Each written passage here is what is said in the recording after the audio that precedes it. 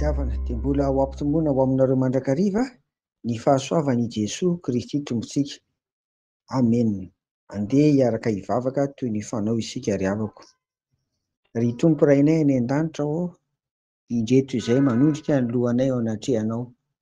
Mideranao mankalazanao manome voninahitra anao amin'izao andro atao hoe faraparan'ny herinandro izao. Misaotranao sadiny amin'ny nahafahanay nandinika ny lohahevitra efa andro vitsivitsy izay. Ary dia ankehitriny dia mitenena ianao Jehovah fa mihaino izay mpanomponao amin'ny anaran'i Jesoa. Amen.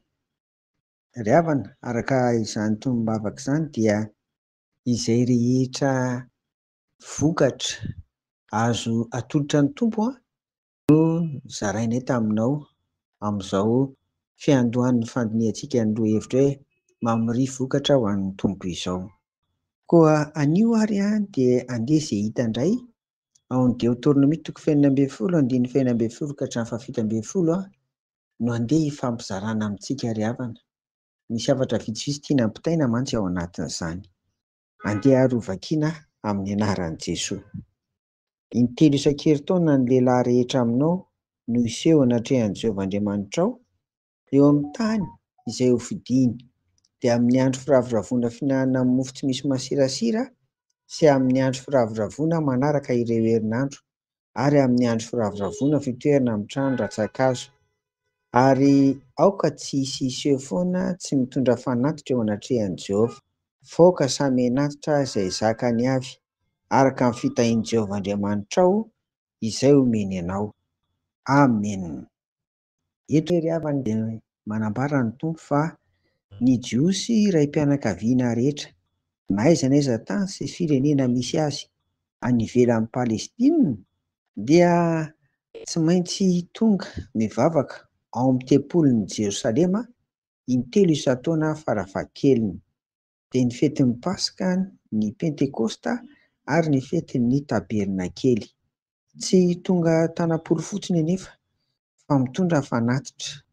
Ny fetra na be na hamaroan'ny fanatitra dia miankina amin'ny fitahiana nomen'ny tompo ny ankonana tsirairay azy. Arak'izany dia izay mahazo fitahiana be dia manome be dia be, fa raha sanatria kosa nisy nahazo fitahiana kely dia kely toy izany koa no entiny. Misy tombony lehibe izany farafahakeliny ny anankitelo. Tombotsoa lehibe satria mahay mankasitraka, mahay mankalaza sy manome voninahitra an'Andriamanitra loharano ny fitahiana rehetra.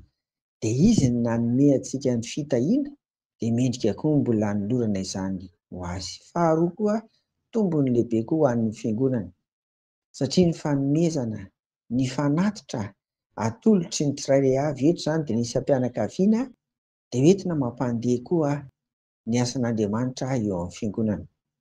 Ary ny tombony fahatelo koa dia misy ny omena ho zaraina ho amin'ny manitra na antsoina koa hoe malahelo izany. Izay izany ry havana no hoe vokatra voriana omena ny tompo. Fa ity soratra masina ity koa no heverinay fa manamarina ny fiainan'ny fiangonana izay manao vokatra, voka-dehibe ireny. Ary indrindra ihany koa ny rakitra. Eo indray moa izany misy ady-hevitra ny amin'ny hoe rakitra impiry na rakitra impiry. Ny tenako manokana dia tsy tena mankasitraka aho ry havana ny rakitra atao amin'ny fandraisana satria fahasoavana io. Maika moa lasa saina mahita indray fa dia atao ao anatin'ilay ohatran'ny vilia plateau ireny ny rakitra amin'ny fandraisana dia hita eo daholo izay nataon'ny olona rehetra. Ho aho manokana ry havana tsy tena lesy lahatra ny amin'ireny fa aleo ny olona handeha arak'izay nitahian'i Jehovah azy dia arak'izany koa ny ataony eo izany. Dia inganie ry havana antsika rehetra mba samy hatsiaro izany fitahian'i Jehovah izany ka hanolotra kosa izay mendrika rehetra izay ankasitrahan'ny tompo ary indrindra hoe tsika manome voninahitra azy fa taranaka ankonana no tahian'ny tompo hisoloan'ny raim-pianakaviana tena isika tsirairay avy.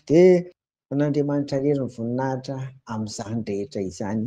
Amen. Mivavaka ary isika.